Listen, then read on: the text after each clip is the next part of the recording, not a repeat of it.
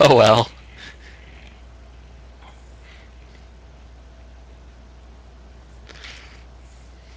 And we're recording. Stream to go up. Are we? We're recording a black screen right now, unless it's just me. There we go. There's Hyde. Hey everybody, welcome to an Unearthly Podcast. It's myself, the Man in Black, Mad Matt, and Ron San, and we'll be talking about Hyde. We don't have a theme song ready. We could beatbox it. Oh God. Bum ba bum bum ba bum bum ba bum bum ba bum ba bum ba bum ba bum ba bum bum bum bum. You know who did that? Who did that really great? I think it was David Tennant and John Barrowman, was it? Yes. They did that really good together. They did that. What was that on Weakest Link? I think. Weakest Link, exactly. Yes. They did that really good. Then again, I guess they hear it often enough. Probably. Wouldn't that one or two of them have it on their cell phone? Well, everyone, and as usual, you can find this episode on twitch.tv/madmat2185, and of course it'll be going up on Fantasy and Sci-Fi Loving Reviews. And it'll also be going up on YouTube at user MadMat1. There too. All right, Matt, you want to take us into the synopsis, so I don't go all wibbly wobbly, timey-wimey trying to explain it sideways? Since I've been hired to do so today, I guess I shall. Okay, so Hyde. We start off at the beginning of this episode with a man and a woman, apparently in the 1970s, trying to investigate ghosts. To which they do get a ghostly image before having knocking at the door, which they seem very leery of. They open the door only to have the doctor jump scare them. They did give a year. I think it was like 77 or something. It was definitely 70-something, but it was like 77 or something, I think. Yeah, they mentioned sometime in the 70s. I can't remember exactly what time it was. And I just watched that scene, too. So it turns out that the doctor is pretending to be from some government organization, and that the guy who is with the woman investigating ghosts had a past, I guess, in World War II or something. Something along those lines. In one of the more recent wars. I don't think they state what war, but I don't know what other. If it's the 70s, it's going to be World War II. Most likely. And I think they mentioned U-boats, so that would be WWII. Right. I don't think they touched Korea or Vietnam, though I could be sorely mistaken. Not that I was aware of, so it's easily assumed that it's World War II. And there's lots of references back to this guy about his past, to which we come to the point where, eventually in the story, he apparently blames himself for a lot of the younger soldiers getting killed for some reason, but no real particular reason, to be honest, I'm aware of, at least that they gave. But going back, before his whole subplot, the doctor and... why do I keep forgetting her name? Clara? Clara. The doctor and Clara are essentially trying to see what these guys are up to, and they're doing this without any really given reason. They just kind of ended up there and went, "Hi, you're investigating ghosts?" Out of the clear blue sky. And they do eventually find out that apparently the house, even before there was a house there, had a long history of seeing ghostly images, and the ghost seems to be always looking towards the camera at the same angle, which is kind of odd. I can name only a couple of other times that something like that happened, usually a holographic image, but kinda, sorta. They continue to investigate around. Clara and the doctor actually bump into some scully creature in the hallway and panic while they were separated from the other two, and come running back as they're trying to contact the ghost again. They manage to get back just in time to see the ghost and some weird spiral thing that's spinning and starts to crack with light. They manage to get pictures of both, I believe. They at least try to get pictures of both. And then both of them promptly disappear as usual.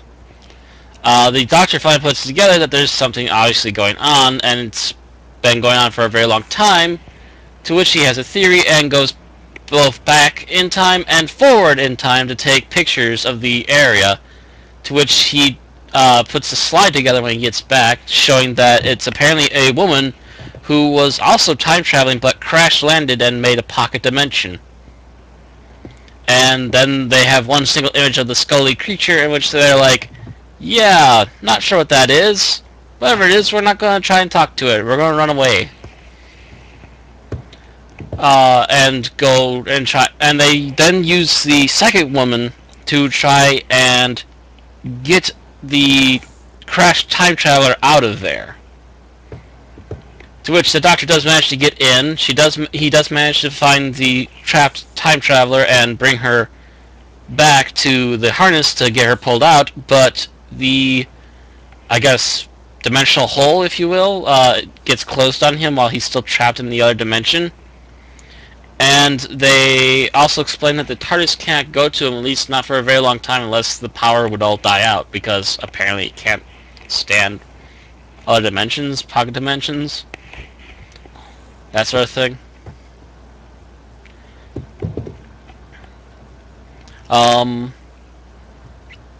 But, so he's trapped there, and they try opening up the hole again, to which Clara, after essentially having a few angry words at the TARDIS, manages to get it to go after the Doctor, to which he manages to grab a hold of the outside of the TARDIS and is brought back. After a bit of talking, they find out that the woman was possibly psychically attuned to the time traveler due to possibly being great-great-great-great-great-great-great-grandmother or something to that effect.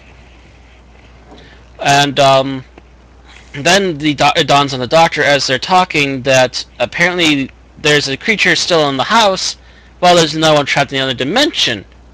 And then he finally adds two and two together and gets the fact that this one in the dimension is trying to get to the other one because they got accidentally separated by the time crash that must have happened. Always two there are.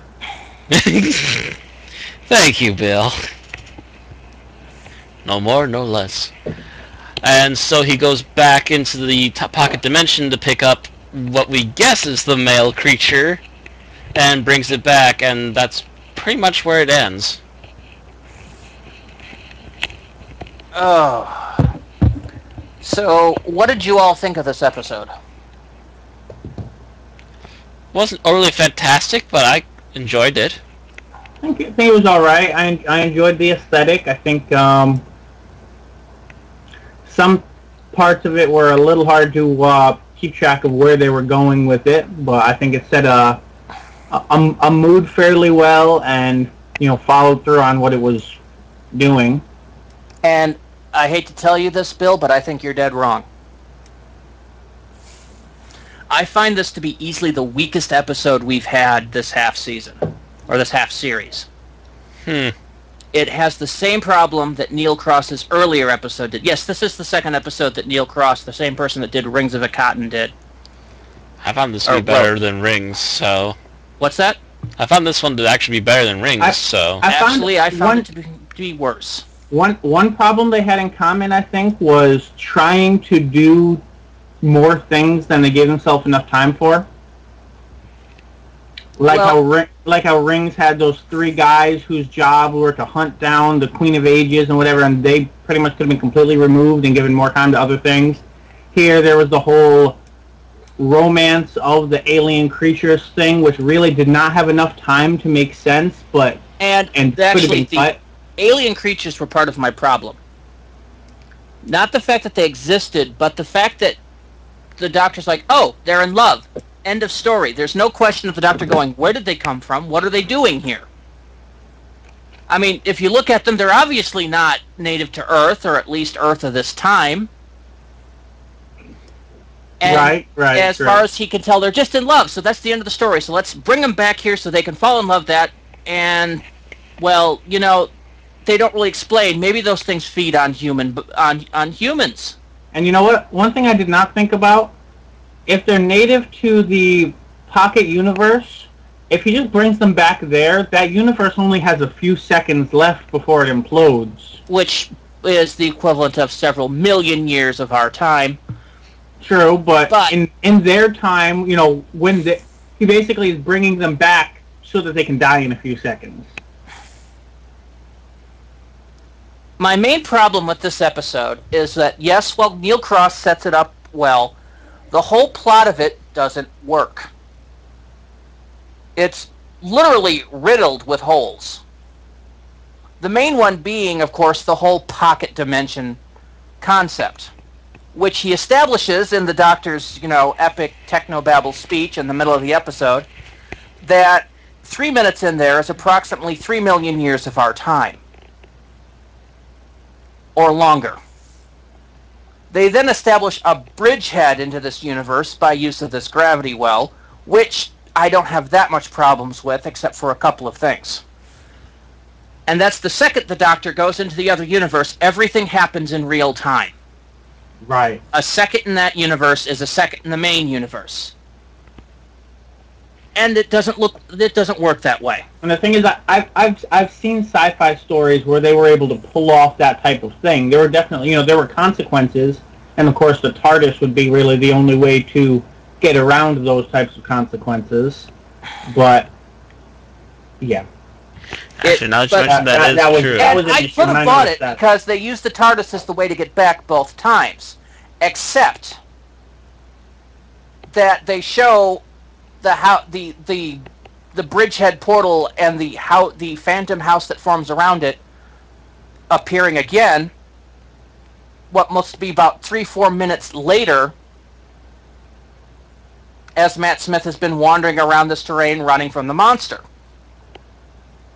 That house would have fallen to dust by then.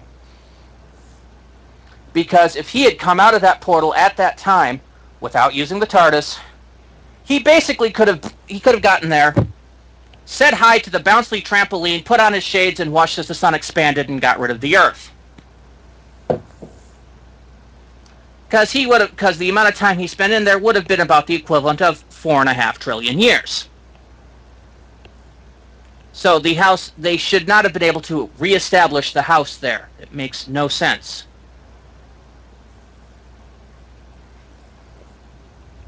That's my prime issue with it. There are a few others. Actually, now that you brought that one up, yeah, I can see that being a little bit of a problem, but it's still only a thing that after mentioning it, I can just go, oh yeah, right, that's right. I saw it the first time I watched this, when it came out a week ago, at 3 a.m, dead tired, and I'm still going, that doesn't make sense. My second issue is they're establishing so much that the TARDIS would be trapped in that parallel world if it was there for more than 4 seconds. I sat there and counted the amount of time it took Clara to get the TARDIS to pick up the Doctor the first time. Yeah, and that was easily a minute. About 30 to 40 seconds. Yeah. I thought they said 4 minutes. No, I listened to the dialogue. I could have sworn they said minutes because that's why I had no problem with it. Oh. I was sworn it was minutes too, and I saw it again today. That's why I had absolutely no problem with that, because I was like, okay, they're in there for like 30 seconds. It's probably a major drain, but it's nowhere near the 4-minute mark, and that's why I had no complaint about it. All right, well, give me a moment here. I am going to fast forward the episode to that point, and I'm going to listen to it again really quick. Okay. Oh. Okay, what? This is interesting. Picture that I have up on the stream right now. I'm not sure what to make of this. What do you guys make of this thing? Do we know who is it? I'm wondering who in Doctor Who it is. I'm sorry, Matt, you just talked over the line. So, give me just a moment here. Subtitles, my friend. But, yeah. It's something to do with the Doctor Who anniversary, and look at that odd outfit. In theory, you haven't checked the source It is yet. 4 seconds, by the way. Okay. The entropy will drain the energy from my hull. In 4 seconds, I will be stranded. So, yeah. Maybe the Doctor said minutes and the TARDIS said seconds, because the quote I'm remembering. I listened to the TARDIS dialogue. Right. Yeah, the TARDIS would be a little more knowledgeable of such things, to be honest. True. Okay, I'll look at that picture now. So that was my main plot hole number 2. This guy, something about the 50th anniversary, just like, wait, what? Maybe, but it's an actor. Right now, all we see is an actor in a coat with a costume underneath it. There's really not really enough to ask any questions about even just yet. Yeah, but it kind of struck me as the celestial toy maker from the small picture. No. But looking up that close, it's like, no, you know what? No, it doesn't really look like that. What is that? Looking at what we see of the costume, I would almost say black or white Guardian, but I don't think so either. I don't think that either. Yeah. No. I think it's not enough data to go on. Yeah, exactly. Mm-hmm. Like it could be anything from a red shirt to an extra to anything. Yeah, as far as we know, it could be just a period costume that we can't really tell what it is through the coat. So right. Mm-hmm. It just struck me as really odd and yet familiar at the same time. It's like, what? I don't know. I'll look at it later. Okay. Okay, but yeah, given what you just found, I would say that was something I hadn't thought was an issue that actually is then. Yeah. And in that very same scene, or slightly earlier, why the hell was the cloister bell going off? The Doctor's in danger. The cloister bell doesn't give a shit about the Doctor. The cloister bell only goes off if the TARDIS is in danger. And the TARDIS was just fine right where it was. In fact, answering the cloister bell put the TARDIS in danger. So, minus points for misuse of the cloister bell. This is also the same season that had the phone on the outside of the TARDIS that doesn't work ringing. Yes, but they actually acknowledged in the fact that shouldn't work. And actually, I think they've done that before, too. Yeah, they did it in the Empty Child first series, yes. Yeah. But that was established as why that did that was the fact that the possessed kid, I don't know what you'd call that, the altered kid, whatever, had the ability to manipulate anything remotely mechanical. Yeah, that's true. So that would be why that worked for that one. They didn't really explain why it worked in the other one, and I'm kind of waiting until the end of the series before I retroactively reduce my grade on that one for doing that. But this is a little different. This is the cloister bell. It's well established what the cloister bell does over the course of Doctor Who. Its first appearance was in Legopolis, which ironically Flynn, Bill, and myself were discussing last night. And it's established right there that it only goes off in the case of the dire emergencies when the TARDIS is in danger. Which should never happen with the HADS system in place as was established last episode. Yeah, but the HADS can be turned off. And HADS wouldn't work if the TARDIS was already in flight. Oh, okay. So in an example of something like the beginning of the Mind Robber or Path of Destruction, is that the name of it? Wait, yes. No, not Path of Destruction. That's a Edge of Destruction. Edge of Destruction, there we go. Yeah.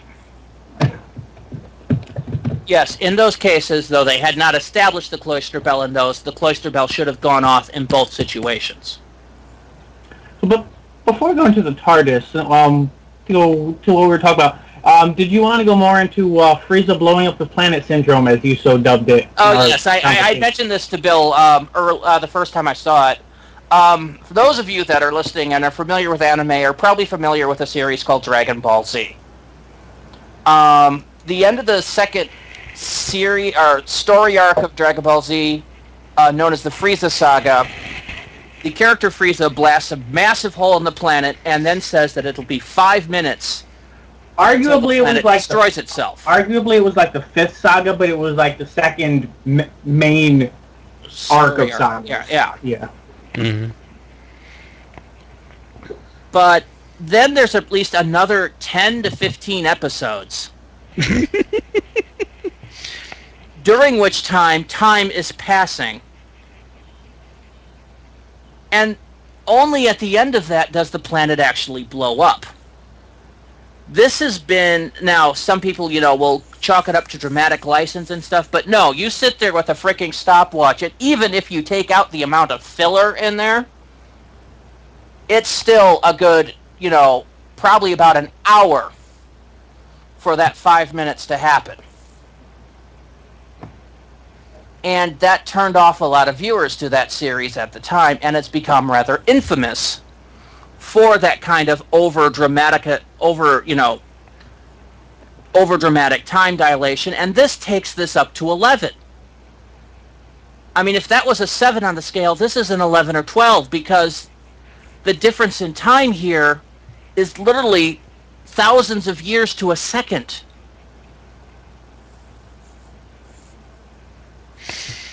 And they established that the thing is falling apart, and it would be a matter of minutes. And the Doctor then proceeds to wander around for about twice that length, looking for people. It just doesn't make sense. Plus, the entire Doctor story on how pocket dimensions work kind of pissed me off, because that's not really how pocket dimensions work. If you think about, how pocket dimensions are supposed to work, the TARDIS itself is actually kind of a pocket dimension, at least the inside of it. It's basically attached to the main dimension, accessible or sporadically accessible, but still maintains most of the same basic laws. And then his theory on why the TARDIS couldn't go there, actually, he gives the parallel universe description on why the TARDIS can't go there. Yeah, that's one of the few things that actually confused me too. We have actually seen in Doctor Who continuity what happens when you try to put a pocket dimension inside a pocket dimension, and that again is the episode that Bill Flynn and I were talking about, Legopolis. In that episode, the Doctor tries to materialize around a normal police box to take a measurement, but that police box actually turns out to be the Master's TARDIS. So you have a TARDIS materializing around a TARDIS, and that causes no end of dimensioning problems. Until you get back to the control room and pull them both back apart. Well, no, the problem was you'd try to leave the control room and you'd find yourself in the control room.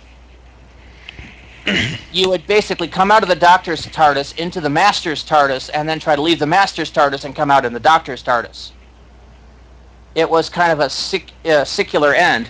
And that, by the way, as far as common theories on what happens when you put a pocket dimension inside a pocket dimension, is actually favorable.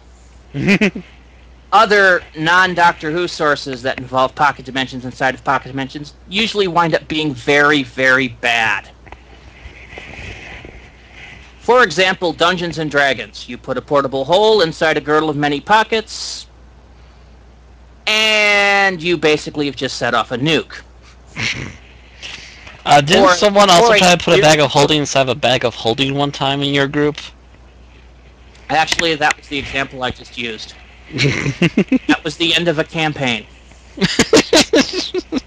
Because there were no survivors. Well, we're done with this game. Thanks for putting that inside of that. I should be the one to do that. Damn, my bag of holding is full. Let me buy 4 more bags of holding and put them inside it. Yeah, no, it was the rogue in our party had a girdle of many pockets on, and basically folded up a bunch of items and threw it in the girdle of many pockets, one of which he didn't realize was a portable hole. And so, or he did it without thinking, and the GM just looked at him for about a minute, and he's like, "What? What?" And goes on telling us about the resulting explosion, which did about 100 d6 damage to all of our characters, who were only level 3. And yeah, end of that storyline. Should do that, but make sure you do it on top of a catapult and get rid of it quickly. No, it was pretty much instantaneous, Matt. The only pause was at the GM pausing the story as he just stared in sheer disbelief at the player. The interesting, by the way, was a 10-year veteran and should have known better. The interesting thing about this is, now that we're talking about it, I'm pretty sure the Doctor has other things that are the equivalent of bags of holding that are inside the TARDIS. Like his pockets. Yeah, I was like his own pockets, I'm pretty sure he has at least one pair of Time Lord technology. Yeah. And we're not talking... Of course, yeah, then again, if anyone could come up with a way to prevent that, it would be Time Lords. Mm-hmm. We have seen Time Lord tech do a lot more wizard-did-it things. And it's also quite possible that the Doctor's bag of holding, like, stuff that he has might be somehow intricately linked to the TARDIS so that it doesn't affect it. That's also possible, yes. There's like a storage room somewhere in the TARDIS that as the Doctor reaches into his coat pocket, a large hand comes down and grabs what he wants, you know? Which would actually make his pocket more like the way I envision the TARDIS door to be than the way the TARDIS has actually been written in the series. Mm. Because I always kind of envisioned something like that to be essentially completely separate universe with only the link being the door. The only problem with that is that the TARDIS can materialize around things. Mm-hmm. Which was always which it did in the classic series. It was even more obvious in the classic series when the interior and exterior doors were two completely different designs. Right. Where you had, the police box outer doors and the inner one was what, the white honeycomb type thing, or that was massive. Mm-hmm. I used to love those doors, by the way. I had a plan when I was a kid, when I was going to get a house, all my interior doors were going to look like that.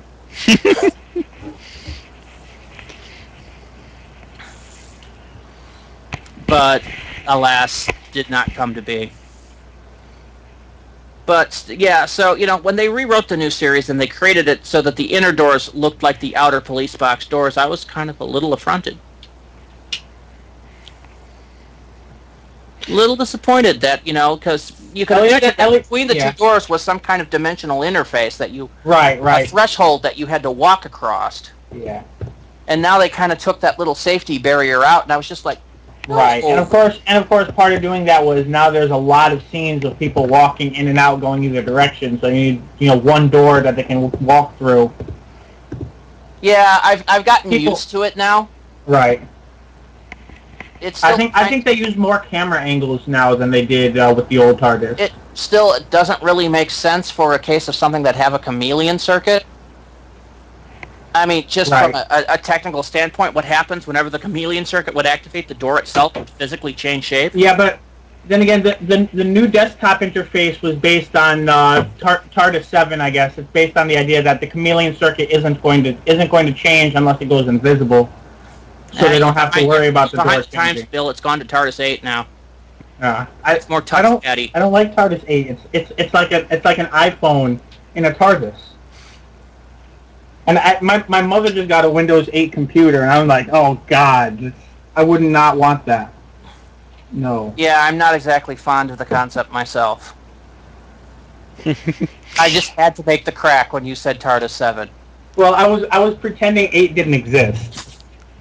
Because most people who actually know about Windows want to admit that 8, what's that? That never existed. Here's how Windows went. There was 2000, and then there was XP, and then there was 7, and we haven't gotten an update yet. Oh, no, you got to go farther back than that. I thought 98 was good. You had 95, and it was crap. I don't think I ever had 95. You had 95, I think, revision 3, which was half decent. Okay, I don't think I ever dealt with 95. You had 98, and it was crap. And then you had 98 second edition. Oh, okay. That was good. Oh, yeah. 98 second edition was awesome. I've missed my 98. Then you had Windows 2000, then you had Windows ME, which was complete and total and utter crap. It was total putz. It was beyond crap. Trust me, I did tech support when that puppy came out. Ugh. At the same time, you had Windows 2000. And you know what? As nice and stable, as a 12-year-old, run. As a 12-year-old, I was so confused because I thought Millennium Edition and 2000 were synonyms. So I thought they were the same edition. And I don't understand why the same edition would have two different names. It wasn't until years later that it finally clicked. Like, okay, they just made that many editions in a short amount of time, I guess because Millennium Edition sucked. Well, no. At the time, you see, at the same time that you had 95 and 98, there was another version of Windows out there called Windows NT. And Windows NT was network. It was basically for, business servers, etc. Now that you say that, I think I did see that a couple of times. So Windows Millennium Edition or Windows ME was based on the 95-98 style, and Windows 2000 was based off of NT. The problem is, at that point, people were designing stuff for Windows 95 and 98 that would not run on NT. The difference between them is the fact that Windows 95, 98, Millennium all ran as a extension off of Microsoft DOS, which had been being used since the 70s, early 80s. Right. The old black C prompt screens. Right. And they still use this as the basis for what Windows ran on, where NT ran on itself natively, and it had an emulator for DOS. And after looking at Windows Millennium and Windows 2000, they moved on to create XP, which was based off of Windows 2000, which was based off of Windows NT. This is why most people that have a Windows XP machine still have a Windows NT folder. And Windows XP was good. So they decided to expand on Windows XP, and they created Windows Vista, which was complete and utter and horrible total crap. Do you see a pattern here, people? Yeah. It's like Star Trek movies. Only every other one is good.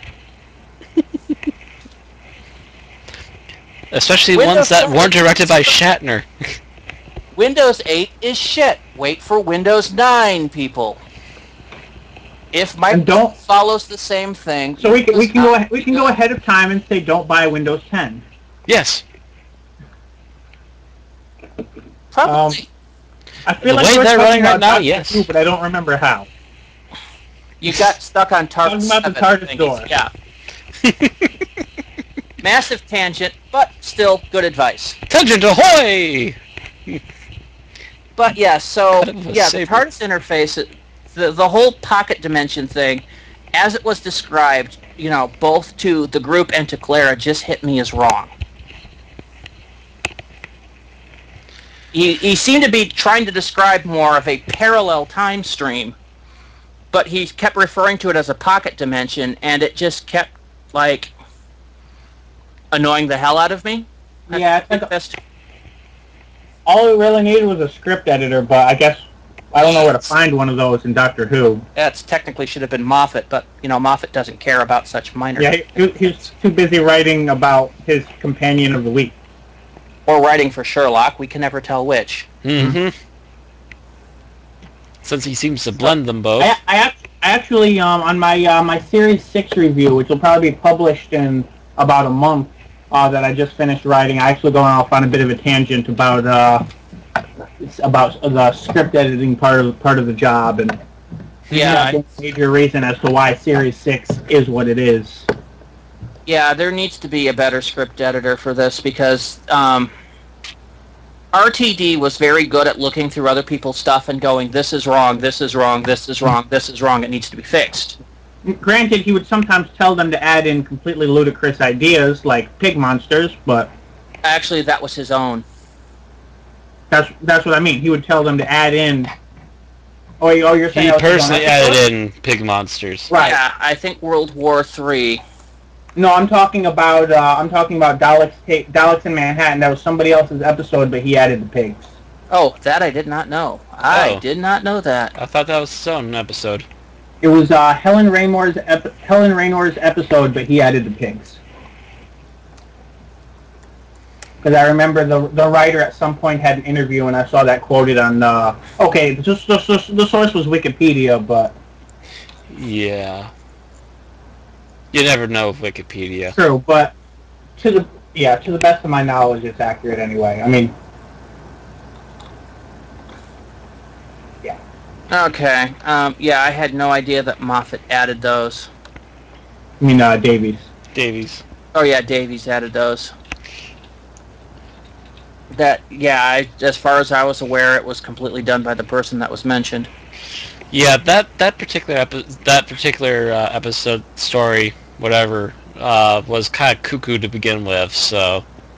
No, I liked the key portion of that of Daleks in Manhattan, the key plot. But when it started branching off, it kind of went weird because the idea was stolen actually from the old Second Doctor episode, Evil of the Daleks, I think. Yeah. So it's Time Lord DNA travels through lightning. That's all I need to say. That's part of what branches off. Yeah, except it's not lightning, it's gamma radiation that looks like lightning and is shot in the form of lightning from the sky. I like the core concepts of the Daleks being trapped on 1930s New York. So you get that, that 30s Art Deco era feel. Mm-hmm. Yeah. And yes, the concept of Daleks trying to manipulate themselves to have a human factor, again, is an idea going back to Power of the Daleks. And also, I think, I think with I think RTD's Daleks are very much the Daleks from Planet of the Daleks, where, if I remember right, that episode was the one where they essentially had this whole planet where they were just experimenting, trying to find new ways to destroy and conquer. Which one was that? Was that Planet of the Daleks? Possibly. Where they essentially had this whole planet where they were experimenting on things? Because I've never seen the episode itself. I've only read the novelization, and I haven't read the novelization in a long time. But if Planet is the one that had the invisible people and yes, it was. That's the one I'm thinking of. Yes, that's the one. And considering Davies' love of the Third Doctor, that kind of makes a lot of sense. But yes, but when he worked usually as a base editor for other people's stuff, telling them what needed to be changed as far as not adding stuff, but just changing, correcting their technical issues, Davies did a good job. But Moffat doesn't care about those little details. And so they'll pass him and they'll go unchecked, unheeded, as it were. And we start seeing little glitches and errors like this. And Cross seems to be one of the brunt leaders of this series. Our other big show at this point, Gaddis, his episode really didn't have any continuity glitches, other than the fact that it seems the Ice Warriors were, there far too early. But I'd actually have to look back at the old original Ice Warrior stuff and see if there was a reason for that.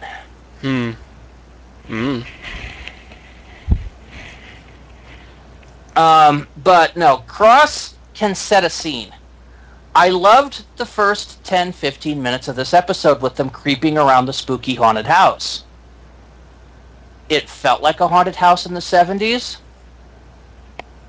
It felt like that. I almost expected to see Jack Nicholson come running through there going, "Here's Johnny!" It had the right feel for the era. It had the right setup. It was just everything from the point he started going through time and taking pictures felt wrong to me because it was presented wrong and it followed through wrong. Speaking of which, I think this is Clara's end of the world, isn't it? Sort of, yes. She every companion every companion in the new show pretty much has that one episode where they're confronted with their own mortality and the idea that they're not going to survive millions of years, and this is the one. This is that one for her. And I would love to see a companion that just goes, "Wow, everything's gone. I'd be dead by now. This is awesome." Yeah. But see, I'm kind of surprised that the Doctor and nobody else has really come up with the idea. It'd be like, no, nobody's dead for you because you can always just go back to when they were alive. And of course, there's time stream crossing issues and such that would prevent it if you go too much. But for example, the Doctor has gone back to Rose before he met her at least once, and commented on doing it at least one more time. So there's always that opportunity to, that person will never be dead for you because of that. 100 years from now, you can go back and be like, oh, Rose isn't busy this day. I can take her out to lunch. Until they slap you with a restraining order for stalking them. But that seems to be more. Well, that's a little excessive. It's a little more Matt Smith lately. Yeah, just a little. Yeah, but no, my big problem with Cross is he's established so much and then just proceeds to break it all within the progress of his own episode. And that's when things start falling apart. The aliens felt tacked on. Yes. If you cut out the alien lovers, and if you cut out the three guys from Rings of Akhaten, both of the issues would probably improve for them, just because those plot lines would have needed a lot more time to add anything to the episodes, and they didn't necessarily take time away from other things, because no time was dedicated to them, but they took attention away. They took attention away, and really, if there should have been there, more time should have been spent on them. Like I said, right. With the aliens, the Doctor should have been suspicious. Right. From the moment of, who are you, where did you come from, can I put you back? Kind of thing, instead of just, let's leave them here in 1970s. Right. Or even multiply. Or even asking, what was her name, the time traveler, do you know where these guys came from? Were they maybe bacteria brought back from the future that mutated in this other dimension? In which case, if that's the case, you should probably still go and find some kind of abandoned planet that can live on happily ever after. Right. Instead of discovering they have a taste for human flesh and he comes back. Or I'd love to see him come back 5 to 10 years later and find half the world had been devoured by these creatures and go, oops. My bad. Sorry about that. Where did he leave them at the end? Because it felt like that part was so rushed. I didn't even see what the. Well, he was taking A to B, so we're assuming he's taking them back to 70s and the house. Yeah. Okay. I thought he was bringing them back to the pocket universe, in which case it's like, okay, here you go. You can have a few, 30 more seconds together before your universe implodes. Yeah, not really fair there. Yeah, he's trying to save them both, so that means he's taking them into present day, 1970s day Earth, and it's like... Now, another thing that bothered me about this episode is the fact that this is the second episode we've had in a row where we haven't really had a bad guy.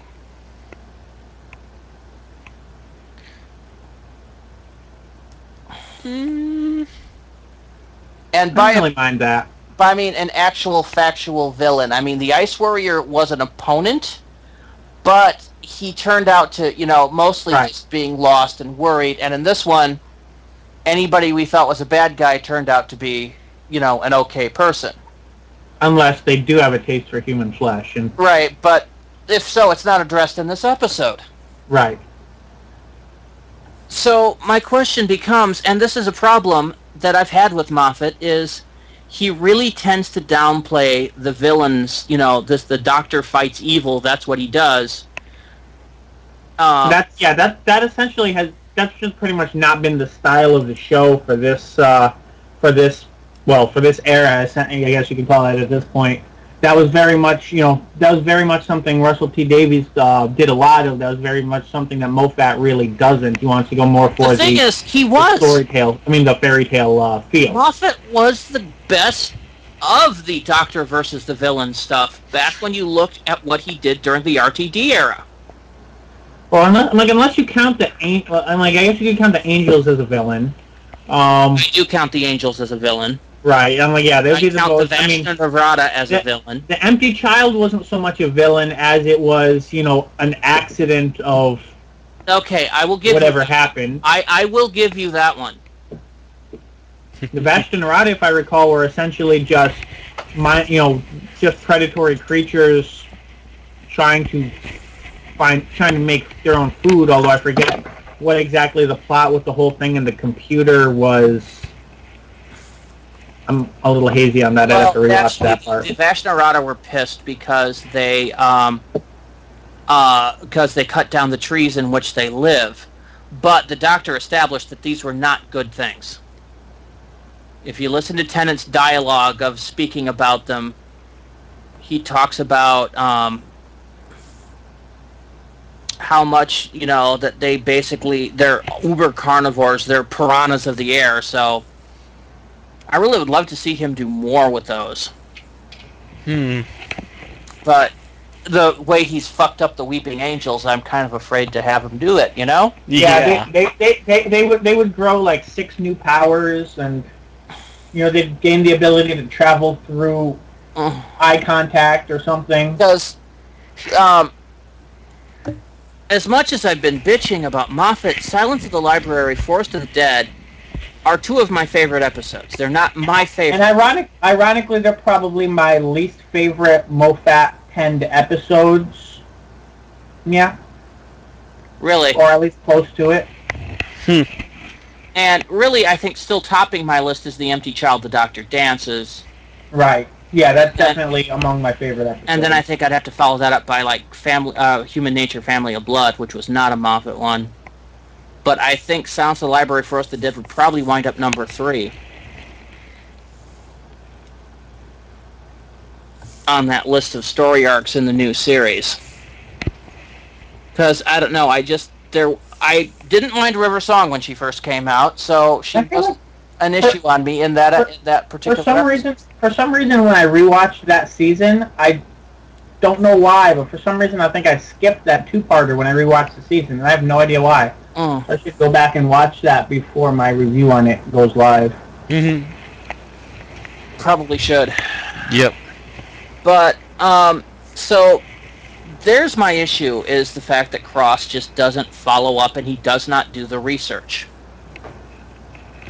He's basically the polar opposite of Gaddis, in my opinion, who has a very good story but fails to do the setup.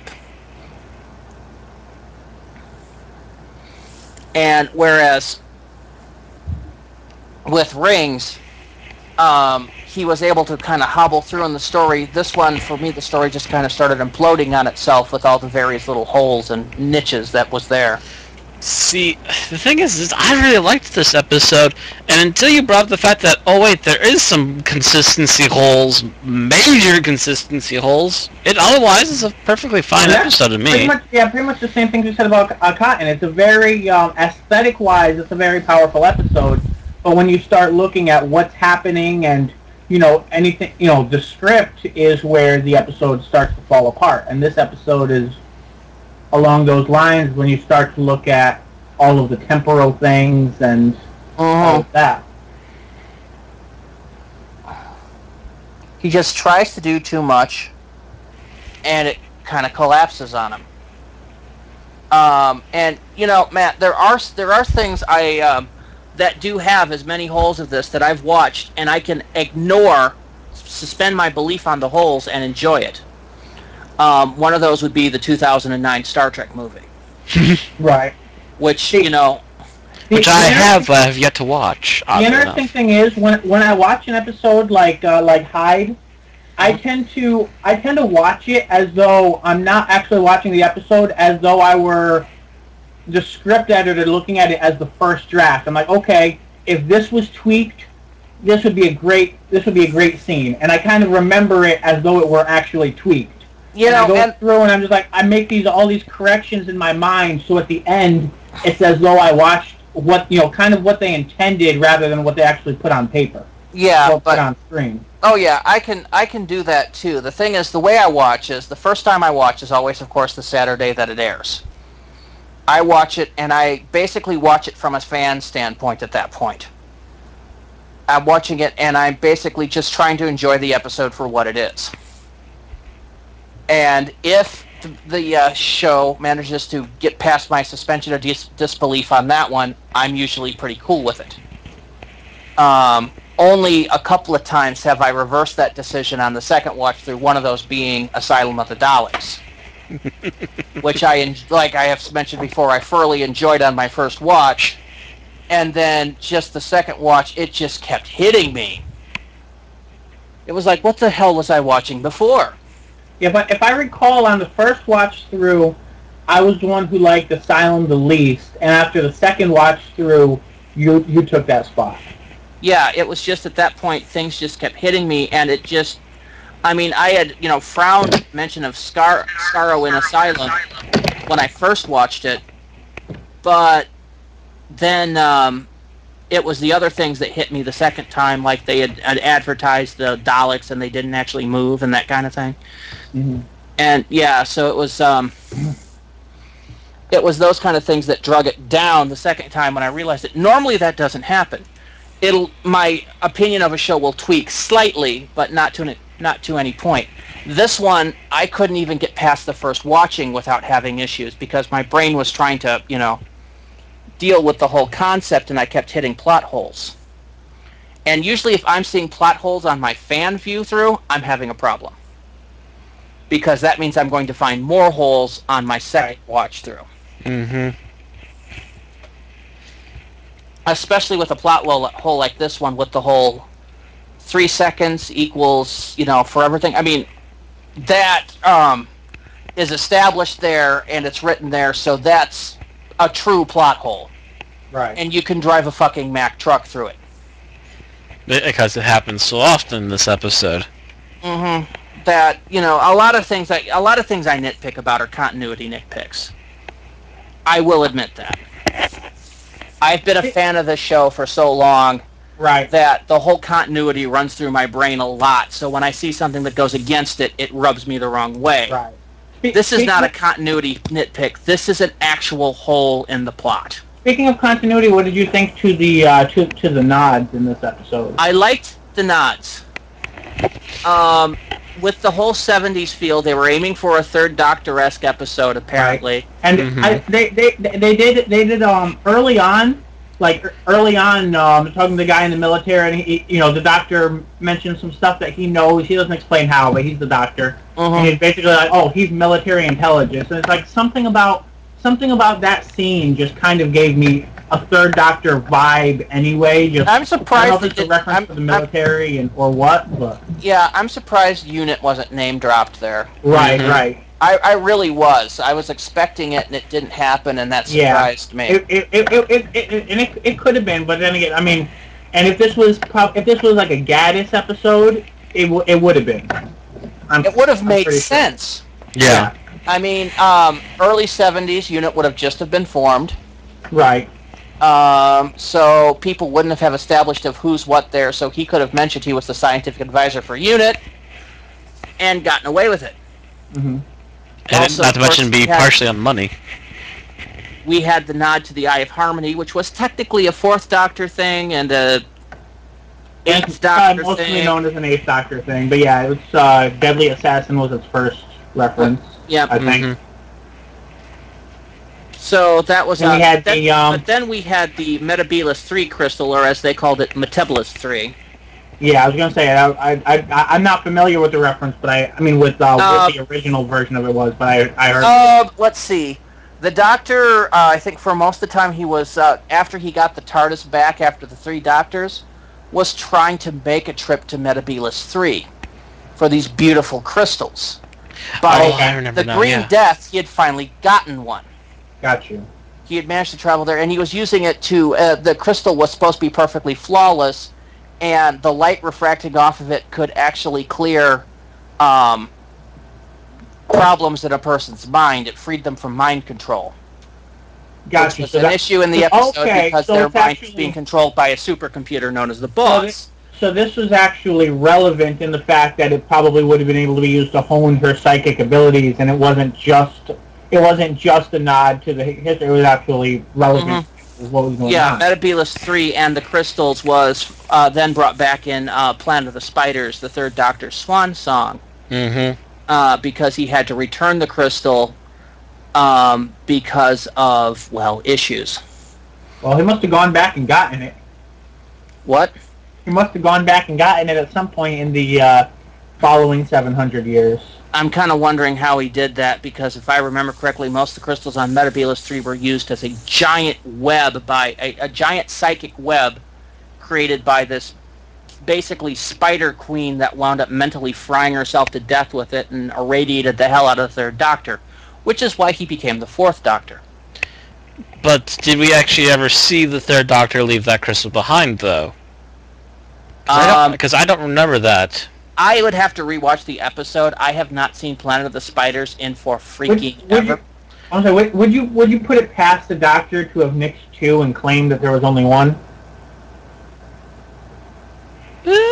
Depends upon the Doctor's mood that month. Would you put that past any version of the Doctor? It's possible. It's also possible that he went back after the war, and the war changed certain things so that the spiders never became a dominant life form on Metebelis 3 and, re-nicked the crystal. Yep. Always possibilities. The fact that we've seen both David Tennant's Doctor and Matt Smith's Doctor had spent long times wandering around on their own means he could have done it really at any time. Heck, he could have even done it again recently. Doing travels. So yes, I liked those little nods, and yes, those nods worked. I thought there was at least one other nod I saw in this episode. Other than the parallel universe continuity, which, like I said, kind of falls apart because it wasn't described right. Right. It wasn't. It wasn't described right. It wasn't executed right, and it caused more problems plot-wise than it solved.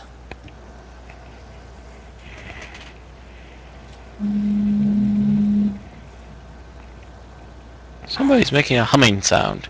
That's that's even in silent mode, my phone will still vibrate when certain things happen. I turned vibration off on my phone. I did too, but certain things will still cause a lesser version of a vibration. So, yeah, another problem I of course had in this was the TARDIS. You mentioned you didn't like the interface. I didn't like the interface because it's once again cheapening the value of what a Time Lord is. Moffat seems to be very good at pissing me off on that. I understand you there, but if I were coming at this as Neil Cross, I would say there's a precedent set for this in Let's Kill Hitler. Regardless of your opinion on that, it's something that happened there. I have to rewatch Let's Kill Hitler because I think I may have actually repressed a lot of it. Never saw it. I don't intend to. Because I don't remember this interface. When the Doctor was dying of poison, the interface came out, and first it cycled through his past companions because he wanted to talk to someone that didn't make him feel guilty, and then it was talking to him in the form of young Amelia Pond in order to give that actress an excuse to come back to the show. Yar. That was the whole "you will be dead in 32 minutes." See, you're ignoring 31 whole minutes where I'm not dead. I'll be perfectly fine. You'll be fine for 31 minutes. You'll be dead in 32 minutes. That whole sequence. Okay. And I'm not attempting to do that accent because I could not do it justice. In short, the reaction of the three or so people watching will be just... Okay, that might also maybe what's leaving a bad taste in my mouth, is I didn't think it was a very... I thought it was a very ad hoc piece of crap idea in the Series 6th. And I don't like it any better coming back now. Who wrote that? Moffat. That was Moffat. Yeah, Moffat wrote that. Drill to the brain. That was one of the 5 episodes that he paid personal attention to that season. He needs to stop doing that. Really. Right. Really. And I was actually shocked when I went through the list and realized that Davies and Moffat each wrote the same number of episodes per season, and yet somehow Davies still managed to edit while he was doing that because his episodes weren't as overwritten as Moffat's. Like, I think Moffat just spends an entire day trying to out-clever himself, in the planning stages of the script. Whereas Davies is just like, this would be cool, and then that's the script. Yeah, you could always see, you could always mentally picture Davies just chuckling insanely to himself as he's just hammering this out over a weekend. And going, this is awesome, this is awesome. Yeah. like Davies, I just picture as, you know, a fanboy in between conventions writing down, you know, what he thinks would be the most awesome thing to see, and then it becomes a script and goes on screen.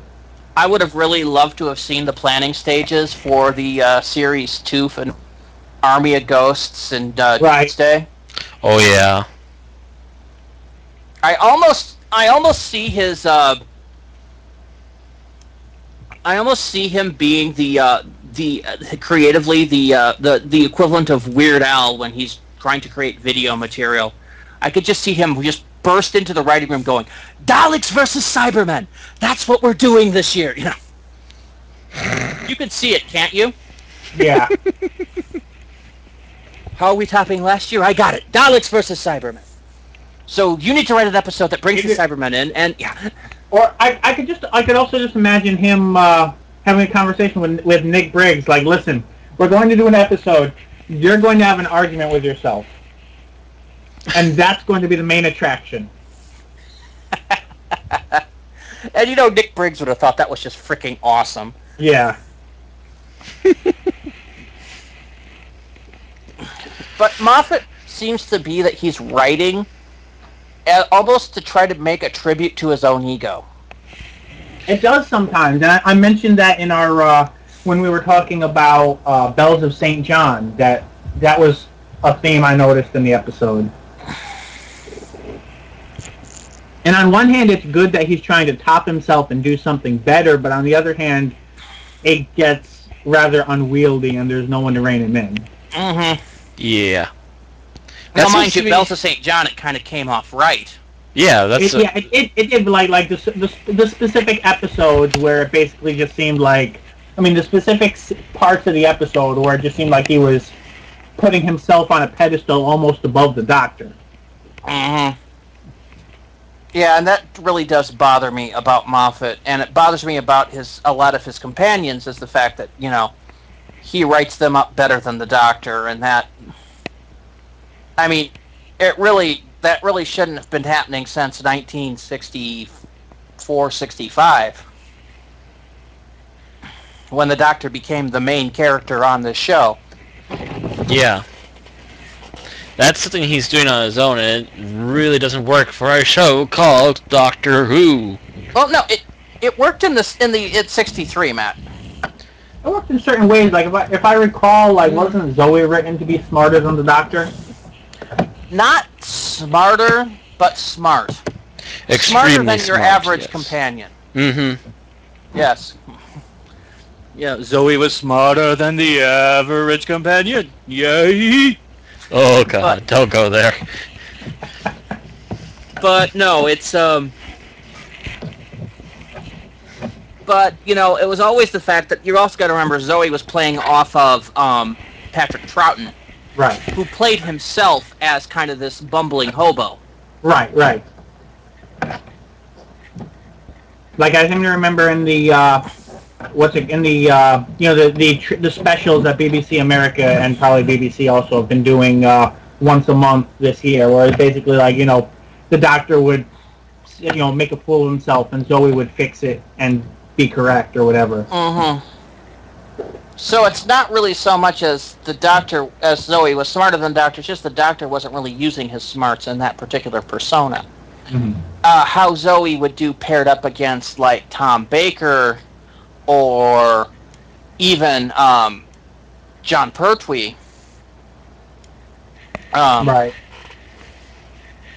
I was trying to go farther away for more, you know, relative, but I think even with the next persona, you would have definitely seen that Zoe would have been getting smarted over by the third Doctor and even the fourth Doctor. Mm-hmm. Right. And now that you say that, I'm kind of thinking the 9th and 10th, you know, 9 and 10 looking at her like, oh, she's so quaint. She thinks she can read. She thinks she's people. Yeah. She's so The Doctor would say something, Zoe would look at him, and the Doctor would look at her like she just drooled all over herself. Yeah. Like, well, of course. I mean, like, you're just stating the obvious.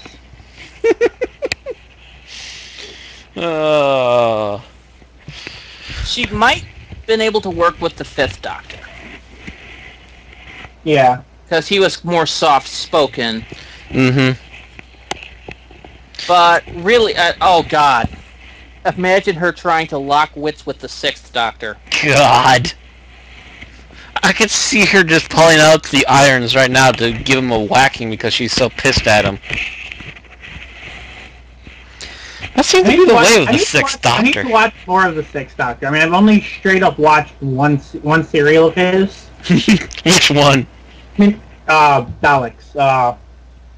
Yeah, that's only a two-parter.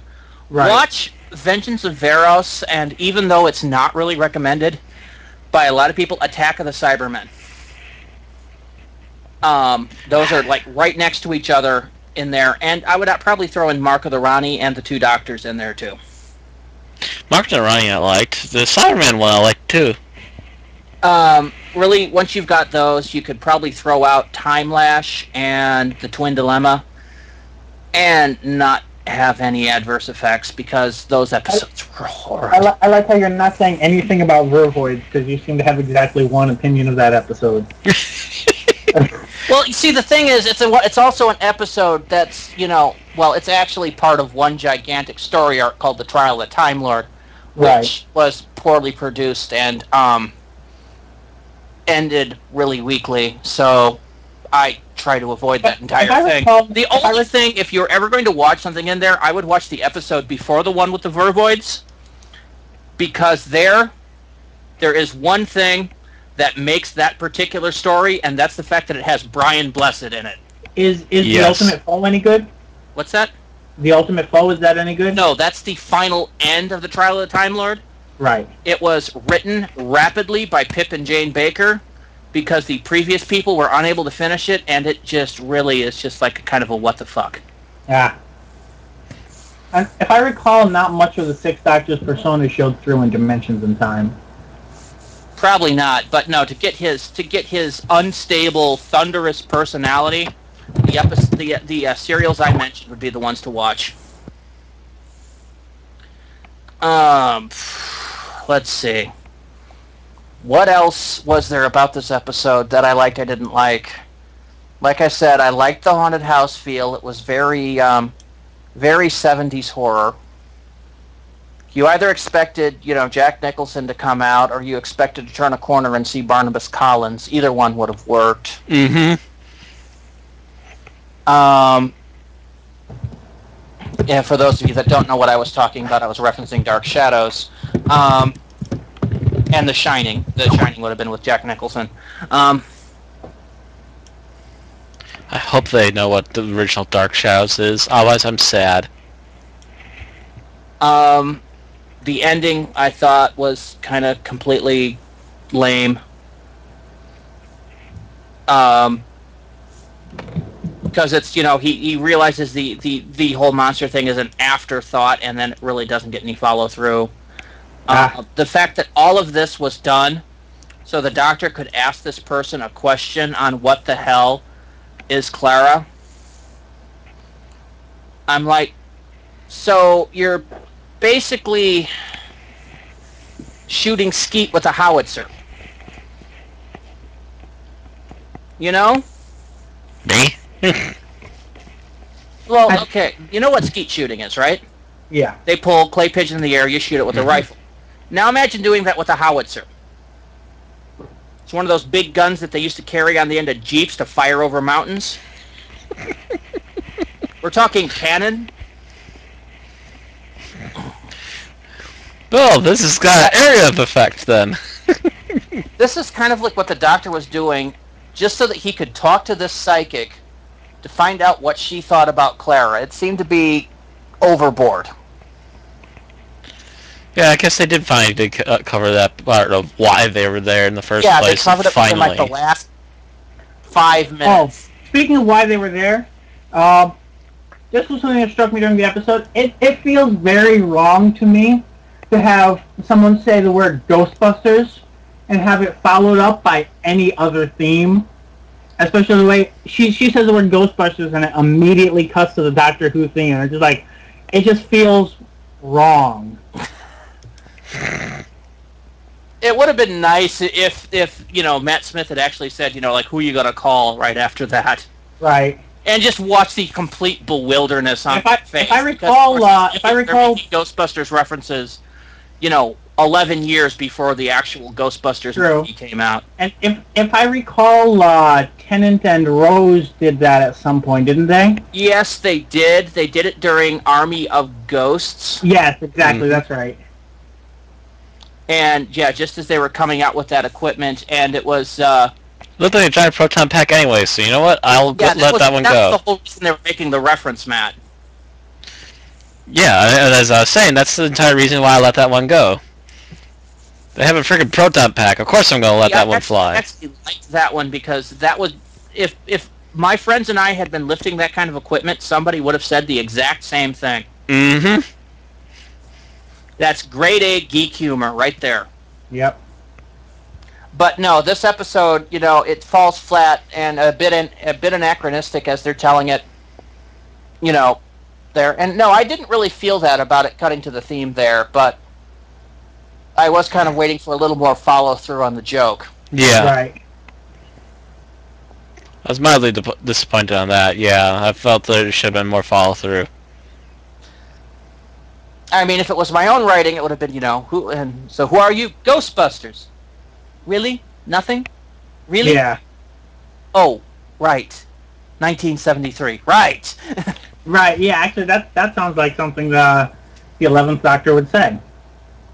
Yeah, when the proper person's writing him. Yeah, it would have been more amusing and less that... Oh, there is something else I wanted to bring up. Well, more or less. Doctor's 3 catchphrases were actually used in this, but instead of being the big overblown statement, they were both used quietly. Oh. I remember Geronimo was. Mm-hmm. And then back when he was in the parallel universe, he does do the "Come on then, big boy." That's right. Yes, you're right. Because I remember actually the first time I watched that scene, I was like, shouldn't it be "Come on then"? Yes. Yes, that's right. They're both understated, and they both still work in this. But they work much better than the last couple times we've seen them. He said "big boy" and not "baby." Yeah, he tends to use the "big boy," I think. He tends to flip-flop the last bit. Yeah. Still, it's kind of amusing watching those. I mean, I must admit, I like the "Come on then" more than I do the Geronimo. Right. Did he call anything cool? What? No, I actually looked for that. He did not. Well, other than cool spot, but that was not saying the spot is cool. That was meaning the spot was not warm. Mm-hmm. Right. I found a wonderful picture here, and Randy, you should get this one. Stay close to the candles. The stairway can be treacherous. And it's a picture from this episode. Stay close to the candles. The stairway can be treacherous. Oh, come on, dude, you should get this. It's ringing. Bells are going off in my brain, but it's not accessing. Oh, come on. Mel Brooks, man. Oh, yes! You know how long it's been since I've seen that movie? It's been at least 5 years. Dude, I have the DVD. Just ask me, you can watch it. I haven't watched it in 5 years. I have to go down to Arlington and pick that up and watch that, or see if it's on. I think it might be on Netflix. I wouldn't be surprised if it's on Netflix. It should be. It's Mel Brooks. Yeah, if you don't know what we're talking about, we're referring to Young Frankenstein. I love that movie. Is one of the 2 movies I recommend as being Mel Brooks at the height of his awesome. The other one being Blazing Saddles, which I managed to show to Matt just last weekend. My buddy Mike has that movie. We just never got around to it. Usually we're watching stuff for my next review. Yeah, it's just one of those things that any geek should have to experience at least once in their life. It's right up there with Holy Grail in my book. Mm-hmm. I'm just scrolling down. It's like, oh, a Mel Brooks reference with Doctor Who. Yes.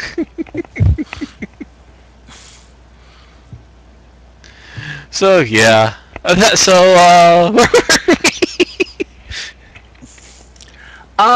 I believe I had mentioned the fact that he'd used the reference and they were more understated than his usual overblown speech form.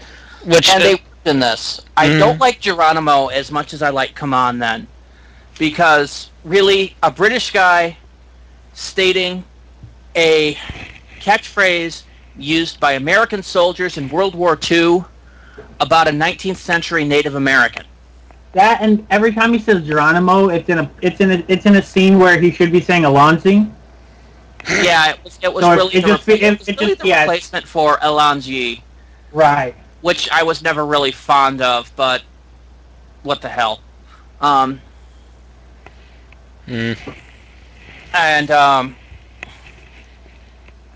Geronimo actually made a lot of sense considering what he was about to do in this. Actually, yeah, for this one it did make more sense. And the Come On Then, yeah, you almost expected him to yell it, and when he didn't, it was just like, okay, that was actually kind of awesome. Apparently, Moffat's the one that really likes the "I use this is cool," because I think every episode he's done that in. You're right. I think one of his. Stetsons are cool. Was that in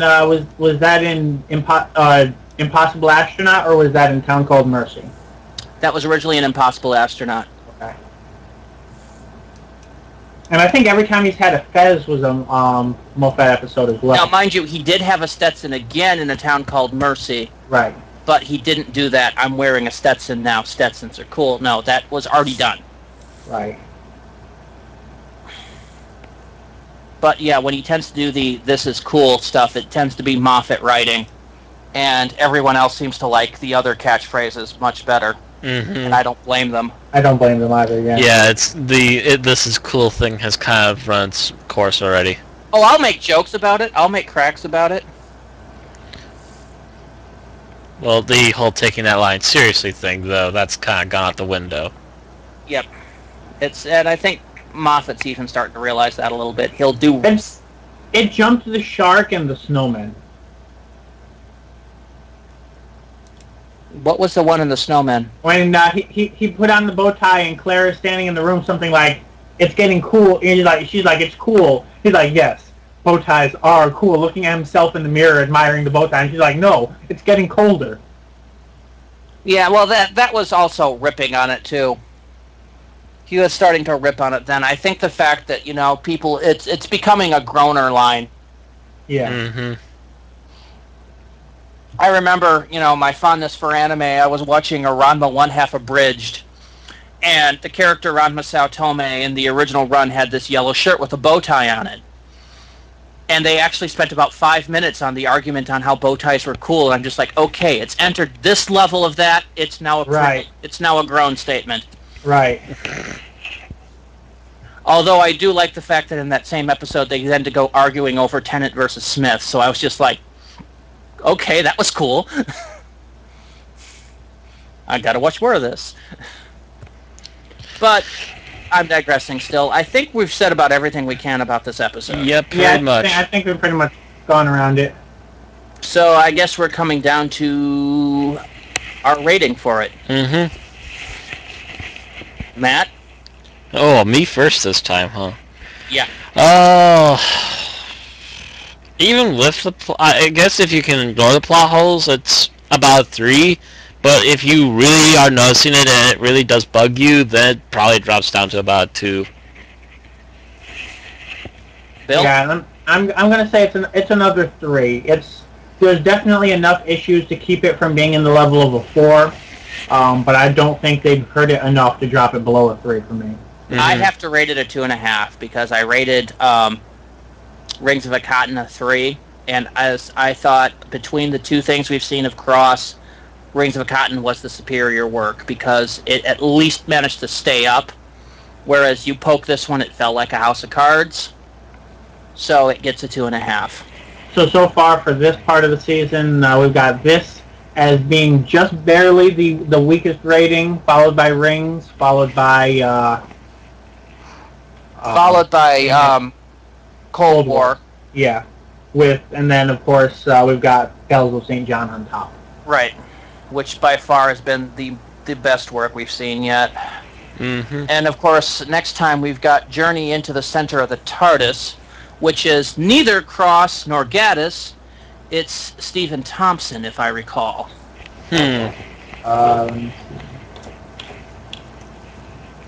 Should be interesting to look at then. Someone else. Yes, you're correct, Stephen Thompson. So somebody new, and then I think we have another Gaddis one. Yes. And then we've got Gaiman and Moffat. Yeah, Gaiman, and then the Oh, Gaiman. yeah. No, Gaiman. So You- wait, is it, or is it? So it's this one, then it's 3 weeks until Gaiman. Correct? Are you counting tomorrow as a separate week? Yes, I am. I'm counting number of episodes. It's like So we've got the third episode from now is Gaiman. Okay. We've got Journey to the Center of the TARDIS, The Crimson Horror, Nightmare in Silver, and then The Name of the Doctor. Okay. And then we get to see what this was all about. Yeah. Now, as I've mentioned, I don't think I've mentioned on the podcast, we've seen kind of the second Doctor theme with Cold War. This one's had a third Doctor theme. Rings of Cotton kind of had a first Doctor theme, or at least a mention.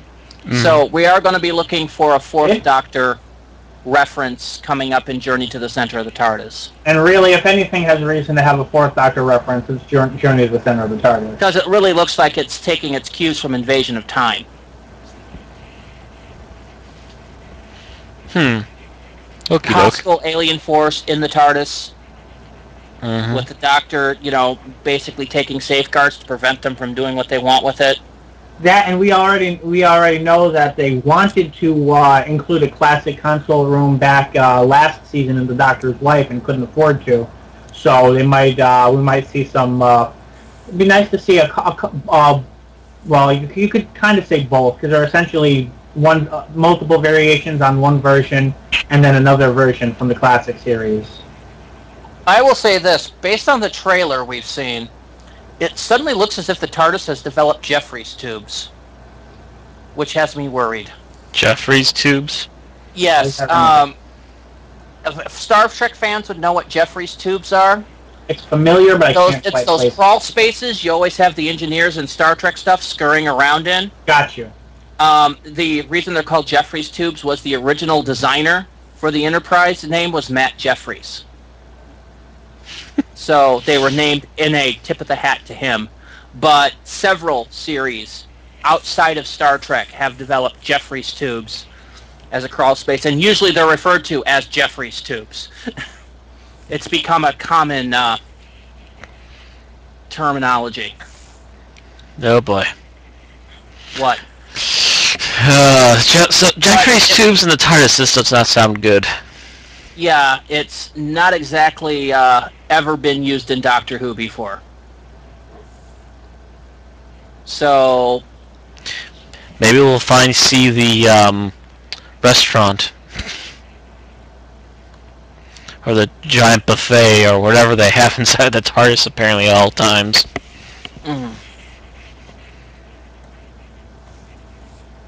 Yeah, we'll see what happens with this one. Is it going to, how interesting it's going to be? This has a chance of being either very, very cool or very, very awful. And I'm very interested to see which way it goes. It also depends upon how well the writer did and how much Moffat added his own input into it as well. Mm-hmm. Right. Well, I will know tomorrow night, and you all will know next week, which I believe is going to be same bat time, same bat channel.